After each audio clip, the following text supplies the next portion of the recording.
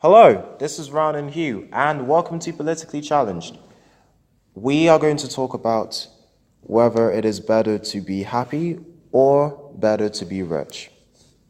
Really? That's what we're going for? Happy or rich? Yeah, You can be happy and rich. this is an impromptu topic. I literally came up with it 2 seconds ago with Ron. Oh wait, so you'd be like, would you pursue happiness or pursue wealth? Yes. Career or love? That kind of thing. Well, not just that. A lot of people I've spoken to recently, including new people, they say they don't want to have much money. They just want to be happy. But I feel as if it would be more advantageous to pursue financial freedom in addition to happiness. I hate it when you use keywords like that. We're not that kind of people. I mean, in my situation, I would like the idea of like having income from the other side. I'm not gonna say what kind of income on the side and pursue my passion. I mean, like this could be my passion, and I wish I have another avenue of income coming in, so I can pursue other avenues. The thing that people just want freedom, in general, like choice. Yes, well, with financial freedom, the reason why I used it is because freedom is a term where you have enough income to live on without you having to work a job or work at a job or work a day in your life. Because basically how it is you have all these people who are rich or claiming to be rich on YouTube, in person, on social media, talking about how you can't get financial freedom if you're working at a job. You can only get financial freedom if your so-called passive income is greater than your living expenses. Now, the difference between earned income and passive income is earned income is the type of income you get when you're working at a job or when you exchange hours of your time for money. So let's say whether you run a business or You're basically a shop clerk. anything, whether you're an employee or whether you are an entrepreneur, and you make, let's say, on average, $10 an hour, £10 an hour. That is your earned income. If you have passive income generated through, let's say, Stocks, maybe? assets such as stocks, Property, maybe? property, bonds, other things, if you're getting residual income from the assets and it keeps coming and it keeps coming and it keeps coming, it doesn't stop, then that's passive. At least it's an example of passive income. I don't think it means indefinite, but it means that you don't actively have, like, you can buy a house and rent it out. You don't have to do anything. The money's coming in. And exactly, in essence, earned income, you get paid once for the amount of time that you put in. Passive income is when you get paid multiple times over for the amount of time you put in. That's why your favorite rapper is worth millions of dollars, while we are not worth millions of dollars right now.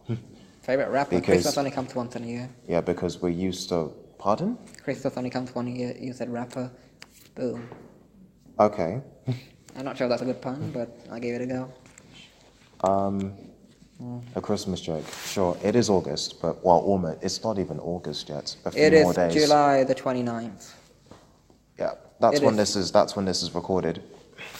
Also, okay, so now that we know that what passive income is, We should talk about this impromptu topic. You should talk about, do you pursue money or do you pursue happiness? yes, that's the main debate. Thank you. So, do you mean like go for unrealistic dreams, even though you probably won't earn a lot? Is that what you mean? Is that what passion is all like? No, basically, a lot of people seem to think that money is the root of all evil. From personal experience, I believe that's a load of BS, because in my own personal experience, a lot of the things that have happened to me that are bad or happen to the people I care about is because of two things. One, due to a lack of money, or two, due to a lack of power or influence or authority. And I'm going to add a third one. Or three, due to not knowing what to do. So you know the situations where you don't know what to do about something, like if you're stuck in a rut, if something bad happens and you don't know what to do to prevent it or to stop it from happening again. For example, if you're, this isn't even about me, this is in general, if you're running out of money or if you're going into debt, you're about to lose a house, or if somebody's breaking up with you, something bad happens and you don't know what to do about it, you don't know how to keep the person in a relationship with you, or you don't know how to make a second type of income, a second flow of income, you don't know how to fix your problem, You don't know how to the save your house, uncertainty basically. and the ignorance tied into the fact that you don't know what to do, that leads to something bad happening because you can't prevent it. Then there's not having power or influence or authority. So let's say if somebody's suing you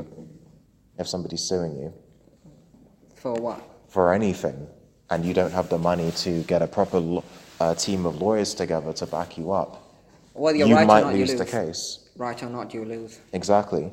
And even the people who can afford lawyers, they'll have to spend thousands and thousands of pounds or dollars or whatever currency you use, Like OJ. like anybody, just to win the case. And then I think it was the first thing, but I'm saying it last, that I used. Yeah, lack of money. A lot of people get into trouble, or a lot of people face hardship because of a lack of funds. Now, you could have different types of people. You can have the people that don't make much money in the first place. You can have the people that make some amount of money and blow it all. Or you could have the people that work hard 40 hours a week, 60 hours a week, 80 hours a week. Yeah, some nurses work at insane hours, and Exactly, they get paid. They don't get overtime or anything. Nurses pay, well, there has been a lot of kerfuffle and a lot of arguments about nurses.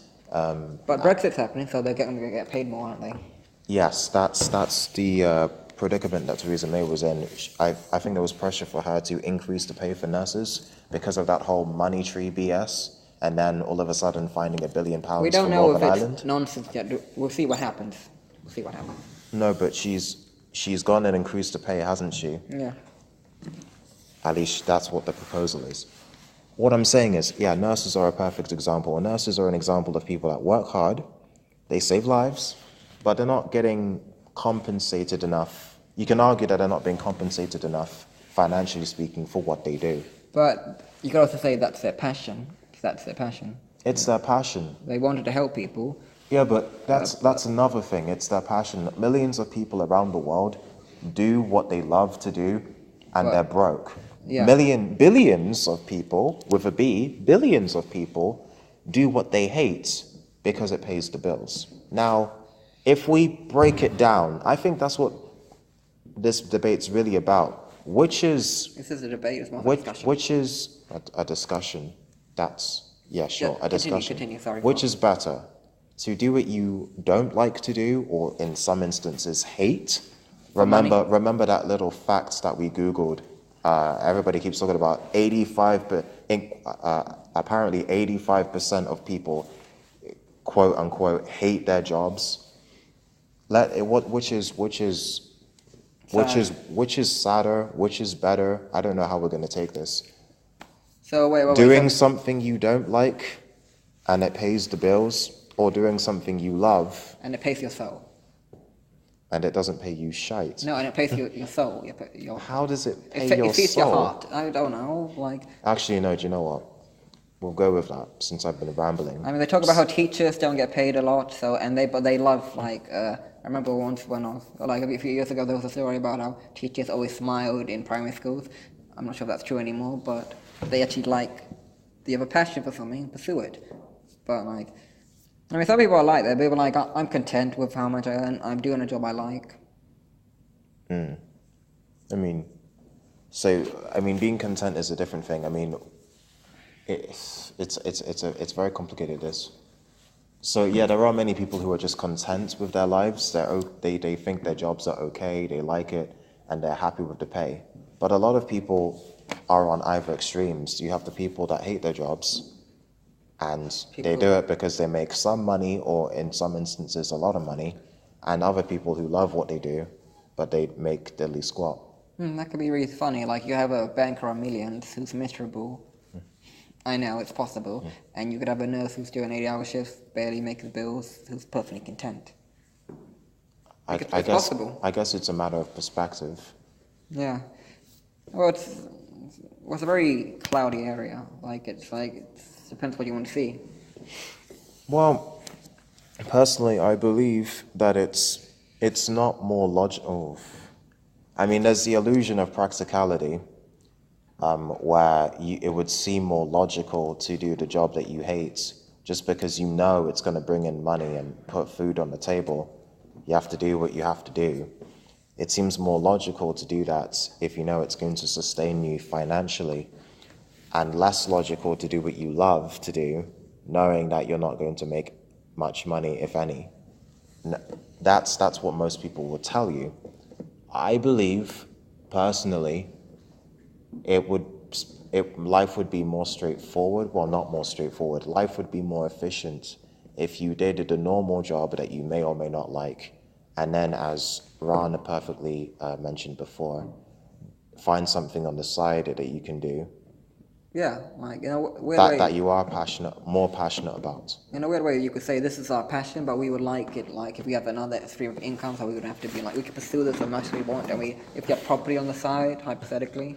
Yeah, that's another thing. Like, if we're using ourselves as an example, I work in sales. I'm passionate about sales because I know that it's one of the many skills that people are lacking, and you need to learn how to sell to make it in life. You need to learn how to sell anything, and especially yourself. You need to learn how to sell yourself, walk the right way, talk the right way, act the right way, present yourself in the right way. Negotiate terms and agreements in all sorts of contracts of life, when it comes to getting a house, when it comes to getting a girl, or getting a guy if you prefer guys. Basically making a compromise, or both.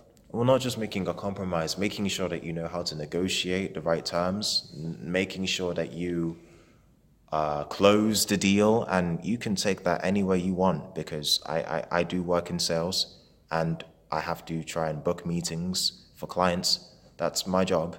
But apart from that, let's say close the deal with a potential love interest. Just you have to make sure that people agree to do what you basically want them to do, and that's sales. That's a way of manipulation. It sounds like a way. No, not manipulation. Negotiation, persuasion, not manipulation. It's completely different. It's like the difference between sales and marketing, at least from my perspective. No, you have to market yourself. You have to make yourself attractive to the potential employer and your potential clients, in your case, if you're already employed. Okay, yeah. So market yourself. I'll rephrase what I said.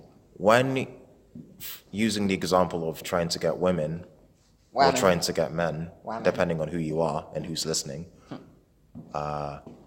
when you're trying to get people to go out with you, you have to market yourself in a way that shows that you are compatible with the person, that you are available, that you are, most importantly, good enough to date that person.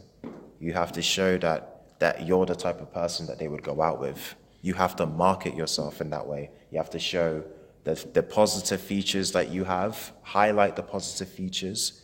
You don't lie about not having weaknesses if you have weaknesses. Everybody's got strengths and limitations. But just market yourself in a positive manner so that people will understand why you may just be the right fit for them. Or at least market yourself in a way that makes them think that. If you want to talk about love, like, you don't have to make yourself seem like indestructible. Like I said, you should be open with flaws. Love is about vulnerability. It's trusting about someone to be vulnerable with. If you want to talk about Is it? Yeah, love is being vulnerable. Are you saying you've never cried in front of your mum or something as a child? That is, like, you were comfortable enough, because love enough to, like, be open. That is what love is, being vulnerable. I don't. A vulnerability. Like, you can talk about this marketing side. It can't just be about what love is. No, it's allowing yourself to be vulnerable, because, like, love, actually, in anything, like, you have to be open to yourself, even in business, to hurt. Like, this is, I think I'm going back to the dream scenario. Like, you should be open to the possibility that it might not work. Context? Yeah. Context for the viewers who don't know who I am. I've never fallen in love. So when somebody, it could be Ron, it could be anybody. When somebody tells me, oh, love is about being vulnerable, I'm like, what the it doesn't seem logical. Like, it's not logical. Most people don't go out of their way. Although I tell a lie, I do sales partly because I want to make more. I want to learn how to make more money. You want to better yourself before you better someone else, in a way. Pursue someone. No, that's another thing entirely. Although it does tie in, I'll agree. But the main reasons are, you got to go into a sales role to destroy your fear of rejection. You got to learn how to sell, learn how to present yourself and the product that you are that you're selling. I won't go too much into what that is. You just have to learn to just take rejection and objections, and you have to learn how to hit those curveballs. That's basically it. And you also have to be open to approval. I mean, like, in the case of, like, you got this job. I mean, like, you've probably gotten loads of job offers. I know you've had some rejection as well. But you have to also be open to, like, okay, this is a job for me, in the sense that, it's like, I mean, you could be a guy, girl, or you could have multiple offers. Like, go for the offer that you think fits, in a way. I've lost my train of thought. You're right, but I've lost my train of thought. I was mentioning why I took sales because, oh yes, basically, you're right when you were talking about vulnerability, because I picked sales because I wanted, like, to get rid of my fear of rejection, my fear of, you know, and not just that, but also this mentality that I'll be poor for the rest of my life, or, you know, that it's hard to become rich. A lot of the people that I look up to in terms of, a lot of entrepreneurs that I look up to, they became rich in some way, shape, or form through sales. And risk. And risk, especially risk. Yeah, you're right. Yeah, Richard Branson remortgaged his parents' house, and that could have gone pear-shaped. It could have gone terribly, but, you know, they take risks. Instead of focusing on $5 problems, £5 problems, they focus on $1 million problems, and that's how they become rich and stay rich. £1 million, we're not American. Well, who knows? One day. This isn't America. No, but you're right that you have to put yourself in difficult situations just to see if you can grow and develop and become a better person. If you can thrive. Yeah, exactly. But in some situations, it's brought on you. So you have to be reactive and proactive. So, like, before the situation comes on your horizon, you have to be ready. If you're a ship captain and you see an iceberg, you have to be prepared for the iceberg. I'm like, okay, iceberg, which way do we go? Blah, blah. Yeah, so you can react in terms of, you can react to the situation, but you also have to be proactive in that you have to find a solution to the problem instead of just looking at it and just, you know, getting an emotional reaction to it. I mean, I'm naturally a pessimist, so I think about the worst case scenario, so I could think about a way of processing them before they happen. And obviously, there's some things that have happened that I didn't expect, and you could share that similar. Like, some things have happened that you can't really predict. Yeah, that's happened to me as well. I mean, if you want me to give an example, you don't have to. I can't think of one. No, but I was being vague. You don't have to be specific. Yeah, things happen in life all the time that you don't expect. But yeah, it is basically about improvising, adapting, and overcoming. If something happens to you that you didn't see coming, you have to figure something out on the spot that may work, adapt to the situation, and overcome it. Yeah. And before I say those 3 words 3 more times, we can move on. But we'll move on while getting back onto the main topic. So what is actually better? The pursuit of happiness or the pursuit of wealth? I mean, if I'm taking a leaf from Robert Kiyosaki, I would say, why not aspire to be both happy and rich? Because some people would say, oh, I'd rather be happy than rich. And then Robert Kiyosaki would say, why not be both? Happy and rich. It sounds a lot better. And then if you think of that, you're usually the one that mentions films, but I'm going to do it this time. If you look at one of my favorite movies, The Wolf of Wall Street, did you watch that movie? That movie was depressing at the end. So much death, much twist, and so much. I found that depressing, but that's different perspective. I found it depressing, you found it. I didn't like the ending either because I didn't want the craziness to end, but of course it had to. What I'm saying is, the scene where he goes and talks to all of his employees, all of his people, his team, everybody. Spoilers. Okay, sure. And he basically tells them, okay, if you don't like the long hours, or what did he say? He was talking about himself and his life and how he loves being rich. And he said, if you think I'm shallow or superficial, go get an effing job at McDonald's because that's where you effing belong.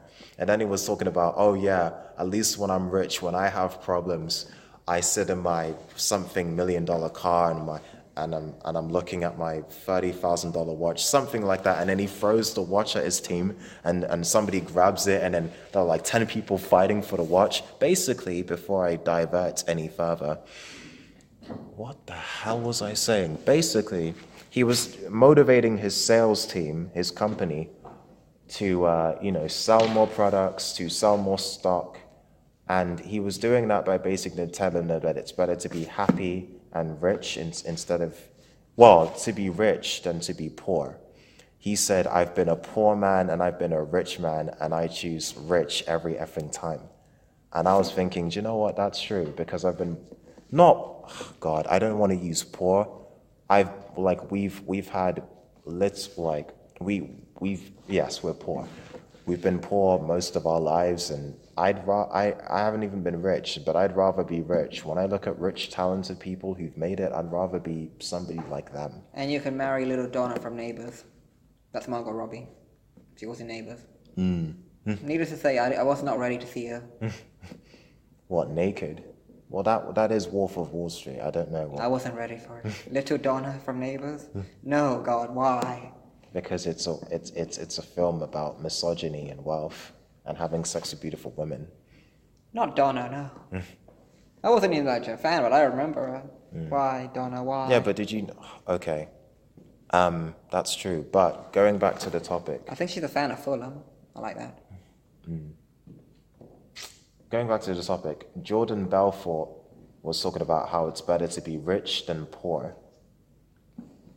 Basically, if you look at the millionaire's mindset, it seems obvious that these people care a whole lot about money, and from a poor person's perspective, or from the perspective of somebody who isn't rich, it's tempting to see rich people as shallow or superficial or greedy because they always talk about how to make more money. But I personally believe that it's more than that. They want to build their empires and they want to provide as much value to the marketplace as possible. So I'm looking at our YouTube channel right now and our related videos, not our related videos, but our the videos that we subscribe to, the videos of the channels that we subscribe to. There's a guy called Grant Cardone that we follow. He's an entrepreneur. He runs a sales company.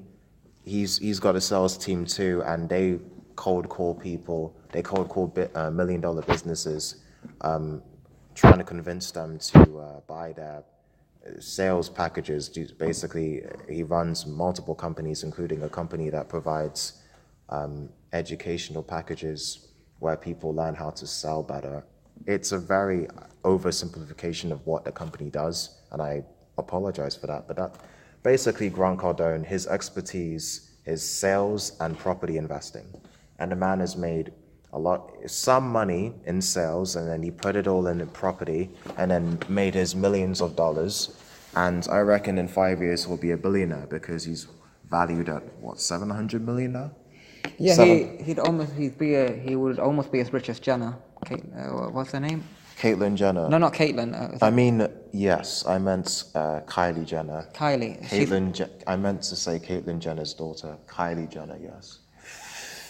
Almost a billionaire because of her brand, the leverage on her brand, partly the family, but mostly because of the lip kits, cosmetics that she's been selling. Yeah, I heard about a weird story that some people are actually donating so that she breaks the record for the youngest billionaire. Yes, people who have next to nothing are crowdfunding so that Kylie Jenner can become a billionaire. A self-made billionaire, though. People who have next to nothing in comparison to her are doing this because they love her so much that they're willing to give the little money they have. Well, that's the story. I'm not sure how much... That's what I've heard. I'm not sure how much facts there's in it. I'm going to pretend that it's not real because it sounds stupid, so we'll move on. Depressing. It's like me giving my whatever money I have, I'm not going to say, to Will Smith to invest in his startup. I'd like to do that, but then it's all the money I have. Actually, Will Smith... Well, let me use an example of someone who's actually... It doesn't matter. Basically, we're going off topic once more, so I will come back to it one more time. What's better, living a happy life or living a rich life? coming from two people who are neither rich nor happy. You mean financially, and you don't mean spiritually, emotionally, and all that stuff. Rich is like in the financial thing. You mean strictly in a financial state. Well, if you're happy, you don't really care, and if you're rich but you're miserable, you pretty much know. That's the thing. It's like if you're happy. What would you prefer personally? And why? Well, if I'm happy, I think I'll take for happiness because I'm happy at the end of the day. Rather than being wealthy? Wealth is different than rich, but yeah, I would say if you're happy, you're happy. If you're rich and miserable, like you could be rich, you could be the richest person on the planet, and you could be alone for the rest of your life. That's not nice. In an ideal world, I'd rather have both, but if I were to pick one, I would pick being rich because, honestly, being poor sucks. When you're poor, people, if people try to, if people try to go against you, if people try to attack you, if people try to follow you halfway from your home to your school because they wanted to terrorize you and shout, accusations about you, you don't have a lawyer to back you up because you can't afford one. If something terrible happens to you, you don't have an insurance to back it up, and you might die, and you have to pay bills and stuff. Often rich people can get away with, I wouldn't say murder, but they can afford to deal with the legal stuff, while a poor person will go to prison regardless. Yeah, there's litigation, there's getting sued, or being served, or whatever the expression is. A rich person would be able to deal with that a lot better than a poor person, because a poor person, they might end up having to spend their life savings on getting the right legal team to defend them, and they'll have to pay by them, I don't know, either by the hour or by the month. I don't know how it works. But with rich people, it would matter a little less about how much they're spending, because as long as they have the security, and the money gives them security in the first place. I think we've kind of hit to that point of the nail a few times. What, security? I'll mention it one more time, because it is important. Money brings security, it brings opportunities, it gives you freedom, at least, maybe not in every aspect of life, but in most aspects of life, it gives you freedom. Oh, do you want to take a holiday? We can do that.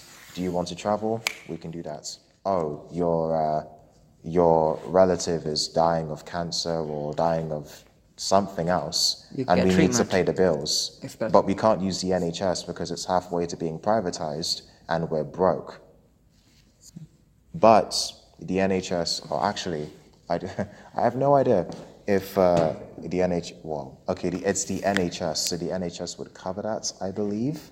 But in America, it's much more complicated. There are people living on Medicaid and all this other stuff that I've barely heard of, and they're struggling to get by, and imagine Breaking Bad. Imagine being a 50-year-old teacher struggling to make enough money for yourself and your family, and you're full of reference today. And then they tell you that you have cancer. He had to sell drugs. He had to make and sell drugs for cancer, and it's 10 years since Breaking Bad started, and people are still struggling with their medical bills in America, the richest country in the world. Now imagine being rich. You can just pay that stuff off. In some countries, they don't have an NHS. In some countries, they have a healthcare system that's only good if you have money, if you have insurance. But a lot of people don't have the money for insurance. You have insurance, health insurance, travel insurance, if you can afford it, but some people can't. A lot of people can't afford many things. They can't afford to pursue their passions because it takes time away from their job, or they're not making much money in the first place, so they're always focused on work, they're always focused on doing overtime, always focused on their job, because that's the only thing that will bring food to the table. And by the time they get back home from their jobs, they have little to no energy to actually do what they wanted to do, and they feel less motivated to do their actual passion, unless they're really motivated about it in the first place. If you're going to do a side hustle, you have to do something passionate. You have to do something that you are passionate about. That's the point. So there are people that can't even afford to live, in a sense, When I say live, I mean like live as in to enjoy life. Exactly. As in live as in like people survive. So Like think of the amounts of people that we've met in our lives that are always working, or even if you haven't known that many people who do that, like we've heard examples of it. People who are always working, they don't have time to see their friends, they don't have time to see their partners or their kids even, because they're always working, always thinking about their business that they're doing, whether they're self-employed or employed. All this for themselves, their family, their children, their relatives, friends. But they're always working. They are doing it to make enough money to support their families and friends, but they're always working because they're not making much passive income. Most of their income, if not all of it, is earned income. So they're exchanging their time that they have, which is limited, by the way, no matter how healthy your diet is or how healthy your exercise regimen is, or if you have one. The time that we have on this earth is limited. So don't actually spend it. Well, I wouldn't say not everyone has the flexibility of like saying like, oh, I hate this job, I can leave. Like you have commitments. Most people don't have those. Most people are not that flexible because they have other commitments. They have commitments. So. Some people do have bills to pay, children, a house to pay off, mortgage, car payments, credit card bills, student loans. A lot of people are tied down to debts, and a lot of people are tied down to the fact that they're not making enough money. And a lot of people get depressed, a lot of people get anxious, some people get suicidal because they don't have enough money. Like, there was a young man, forgive me, I've forgotten his name because I just thought of this now. There was that BBC documentary about that kid that killed himself because of what, the parking bill debts he couldn't pay off? Oh, bailiffs. I hate the bailiffs. Oh God. Effing bailiffs, man. The bailiffs. He couldn't pay off the bailiffs, so he killed himself. Like, stuff like that happens in this country. Stuff like that happens almost everywhere. Countries have risen and fallen because of income levels. What happened in Venezuela? Because they ran out of money. All those people starving because they ran out of money. Africa, the continents that my grandparents are from. And technically my great whatever are from as well. Yeah, like when people ask me, where am I from? I'm from Wimbledon. No, where are you originally from? Okay, fine, Africa. That continent, you've got all of these people. Wait, I thought you were a Spaniard somewhere in your family as well. Yeah, I have like a great-great-great-great-grandfather who was Spanish, something like that. But you have millions of Africans, and not just Africans, people in every continent, in every country, who are broke, living on $1, $2 a day. Or £2, $2. Man, everyone uses the dollar. Like £1, £2 a day. Thank you. And they're struggling, but they've lived their whole lives struggling. Some of them don't even know the difference. They don't know how good it can be. I think we should kind of end on something uplifting rather than getting depressing. I don't know how to end this podcast, so I won't shut up. But please stop me. I joke, but you're right. We can finish on something more uplifting. The point that I'm trying to make is, money isn't the be-all and end-all of life, but money can facilitate or ease. As we talk about it eases life, and it eases the pathway into many different opportunities in life, like traveling, getting insured so that if something bad happens, you can be compensated.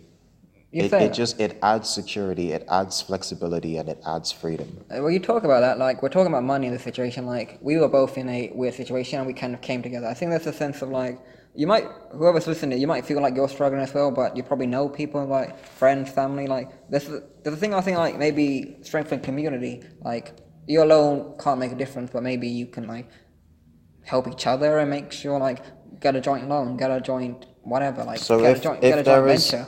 If you are struggling with any sort of issue, it could be money related or it could be anything. Family, relationships, ask your friends who are married or whatever advice if you want. Exactly. Reach out to the people closest to you. People are closest. Don't go for firms and stuff who charge X amount of money and this and that. Try to crowdfund or get some resources together and try to start something up. Create a support network. I think that's the point. A support network. Emotional, financial, whatever. Support networks, financial, business networks. You can go to business networks and meet different people who are willing to improve their And lives. as I say this, we're on a social network now, Facebook, YouTube, whatever. If you want to talk to problems on YouTube, like maybe this on Facebook, there might be someone with a similar situation. They might have ideas and so. Like, we're on the internet. Why not just say encourage people to share ideas and problems and stuff, and encourage them to like come together.